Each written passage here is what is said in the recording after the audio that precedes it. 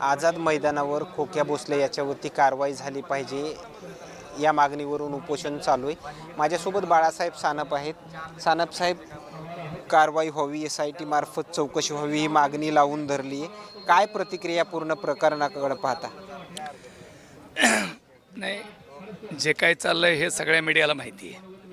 शिरूरमधला प्रकार आणि बाविया गावातल्या शेतीतला वाद, ज्या काळवीट हरणाचं एवढ्या मोठ्या प्रमाणात तस्करी केली जाते, त्याच्या माध्यमातून जे कोणी करतं आहे त्याचे पाठराखण कोण करतं, हा सगळ्यात महत्त्वाचा मुद्दा आहे। एका सर्वसामान्य माणसाचा एवढं कामच नाही, हे करू शकत नाही, पण ज्याच्या मागं एवढा मोठा वरदहस्त आहे त्या भागातले आमदार सुरेश धस यांचा पाठिंबा आहे। तवाही एवढं मोठ्याने तस्करी चालू आहे आणि त्या भागातल्या लोकांवर किती दहशत। अरे